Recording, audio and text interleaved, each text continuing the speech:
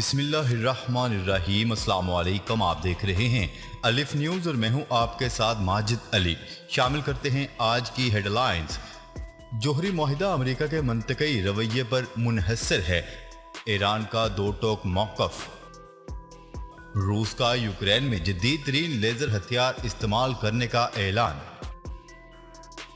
Canada نے 2 چینی کمپنیوں پر پابندی عائد کر دی۔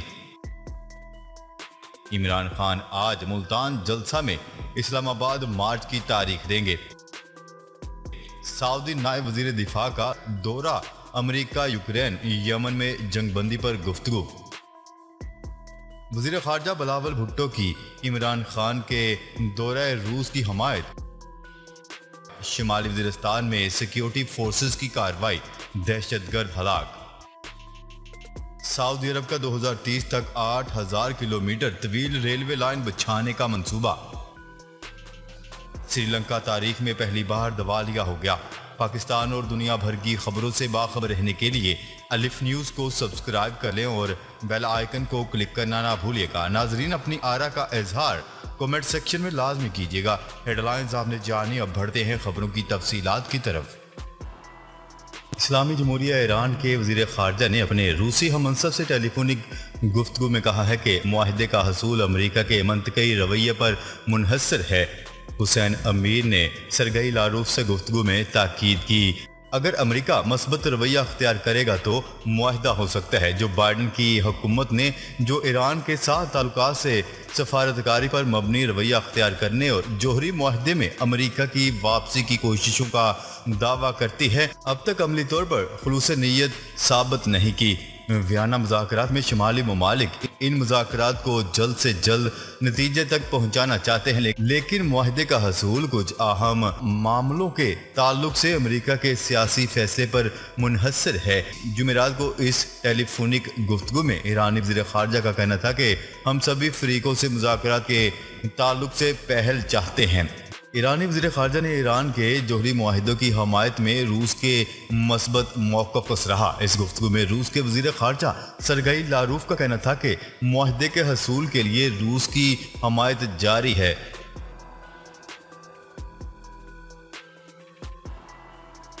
خبر کے اگلے حصے میں بات کرتے ہیں۔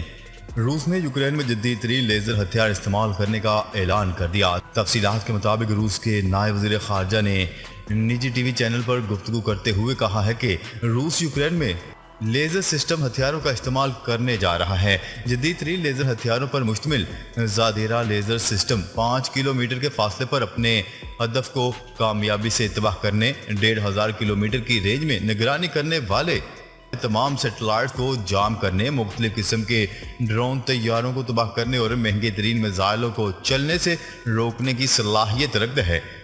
روسی نائب وزیر خارجہ نے اپنے انٹرویو میں مزید کہا ہے کہ زادیرا سسٹم یوکرین کی سرحدوں پر قائم روسی فوجی اڈوں کے لیے ارسال کیا جا چکا ہے اور ان ہتھیاروں کی فرسٹ جنریشن کا استعمال جلد سے شروع کر دیا جائے گا۔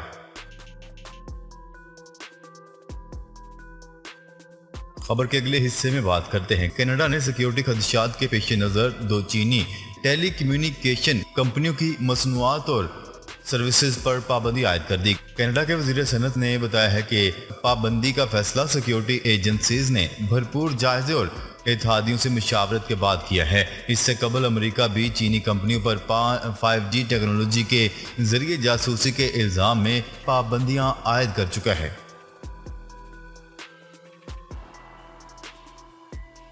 خبر کے اگلے حصے میں بات کرتے ہیں۔ عمران خان آج ملتان کے جلسے میں اسلام آباد مارچ کی تاریخ دیں گے۔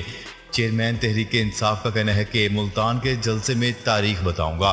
انہوں نے کہا ہے کہ الیکشن کی تاریخ تک انسانوں کا سمندر اسلام آباد سے نہیں جائے گا۔ ہم امپورٹڈ حکومت نہیں، جلد الیکشن چاہتے ہیں۔ اسلام آباد مارچ کا مقصد حقیقی آزادی ہے۔ گزشتہ روز چیئرمین PTI عمران خان نے اسلام آباد میں عوام سے خطاب کرتے ہوئے کہا ہے کہ انتخابات کے ذریعے تبدیلی چاہتے ہیں اور جب تک ہمیں شفاف انتخابات کی تاریخ نہیں ملے گی ہم اسلام آباد سے جانے والے نہیں ہیں۔ انہوں نے کہا ہے کہ برصغیر کی تاریخ میں سب سے بڑا انسانی سمندر اسلام آباد آنے والا ہے اور اسلام آباد مارچ سے پہلے ملتان کا جلسہ آخری ہے اور اسلام آباد مارچ کا مقصد حقیقی آزادی ہے۔ لوگ اسلام آباد مارچ کے لیے جوش اور توانائی بچائیں۔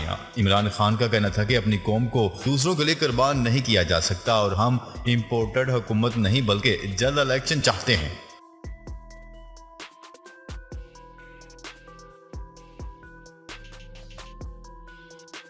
خبر کے اگلے حصے میں بات کرتے ہیں۔ سعودی نائب وزیر دفاع شہزادہ خالد بن سلمان نے واشنگٹن میں امریکہ کی قومی سلامتی کے مشیر جیک سیلون سے ملاقات کی ہے۔ دونوں شخصیات کے درمیان سعودی عرب اور امریکہ کے تعلقات مضبوط بنانے کے طریقوں پر بات چیت ہوئی ہے۔ سعودی نائب وزیر دفاع شہزادہ خالد بن سلمان نے قومی سلامتی کے مشیر جیک سیلون کے ساتھ یمن میں جنگ بندی، یوکرین کے بحران اور دو طرفہ مسائل اور علاقائی پیش رفت پر بھی تبادلہ خیال کیا گیا۔ میڈیا رپورٹس کے مطابق بدھ کے روز اپنی ٹویٹ میں شہزادہ خالد نے بتایا ہے کہ امریکی ذمہ دار کے ساتھ گفتگو میں مملکت اور امریکہ کے مشترکہ تعلقات زیر بحث آئے۔ ملاقات میں دونوں ملکوں کے تاریخی تعلقات اور دونوں ملکوں کے بیچ تعاون اور رابطہ کاری مضبوط بنانے کا جائزہ لیا گیا۔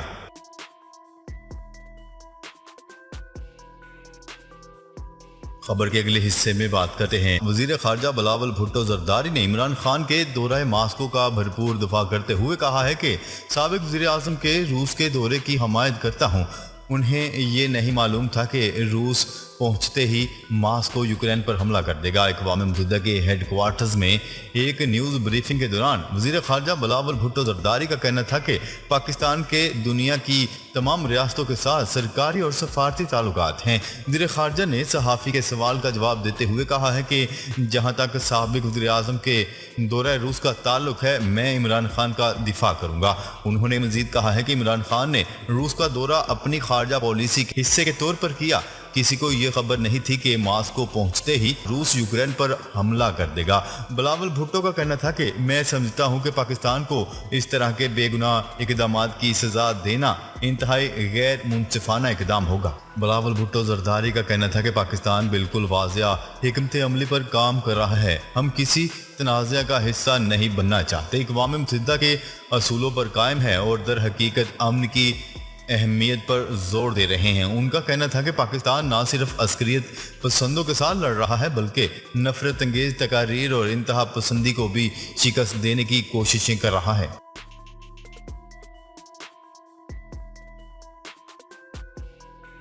خبر کے اگلے حصے میں بات کرتے ہیں۔ شمالی وزیرستان میں سیکیورٹی فورسز کی کارروائی میں ایک مطلوب دہشت گرد ہلاک ہو گیا۔ پاک فوج کے شعبہ تعلقات عامہ ISPR کے مطابق آپریشن شمالی وزیرستان کے علاقے میر علی میں کیا گیا۔ فائرنگ کے شدید تبادلے میں ایک دہشت گرد ہلاک ہو گیا۔ ISPR کے مطابق مارے جانے والے دہشت گردوں کی شناخت محمد الطاف سے ہوئی ہے۔ ISPR کے مطابق مارے جانے والے دہشت گرد سے اسلحہ و گولہ بارود برآمد کر لیا گیا، جبکہ ہلاک دہشت گرد سیکیورٹی فورسز کے خلاف کارروائیوں میں ملوث تھا۔ علاوہ ازیں ISPR کے مطابق جنوبی وزیرستان میں فوجی قافلے پر حملہ کیا گیا۔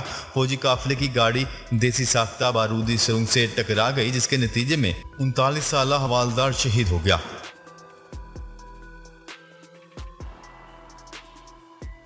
خبر کے اگلے حصے میں بات کرتے ہیں۔ سعودی عرب میں 2030 تک 8000 کلومیٹر طویل ریلوے لائن بچھانے کے منصوبے کا جائزہ لیا گیا۔ سعودی خبرساں ادارے کی رپورٹ کے مطابق اردن میں ہونے والی مشرق وسطی ریلوے کانفرنس اور نمائش میں سعودی پبلک ٹرانسپورٹ اتھارٹی کے سربراہ نے خطاب کرتے ہوئے ملک بھر میں ریلوے کے اہم ترین منصوبوں کا جائزہ پیش کیا۔ انہوں نے کہا ہے کہ 70 برس قبل شاہ عبدالعزیز نے ریلوے لائن کا افتتاح کیا تھا۔ مملکت میں اب تک 5000 کلومیٹر سے زیادہ طویل ریلوے لائن بچھائی جا چکی ہے اور قومی حکمت عملی کے تحت 2030 تک 8000 کلومیٹر طویل ریلوے لائن بچھانے کا منصوبہ ہے۔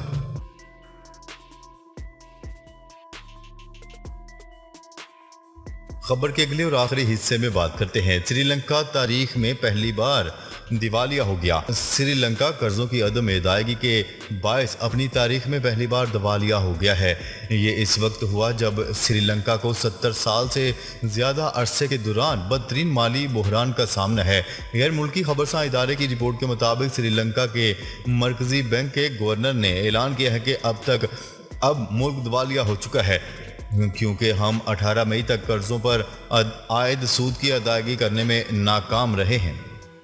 سری لنکا کے دیوالیہ ہونے کے سوال پر مرکزی بینک کے گورنر کا کہنا تھا کہ اس بارے میں ہمارا موقف واضح ہے اور ہمارا کہنا ہے کہ قرضوں کو ری اسٹرکچر کیے بغیر ہم ادائیگی نہیں کر سکتے۔ ناظرین، اب تک کے لیے اتنا ہی۔ مزید خبریں لے کر بہت جلد آپ کی خدمت میں حاضر ہوں گے۔ تب تک کے لیے اپنا خیال رکھیے گا۔ اللہ نگہبان۔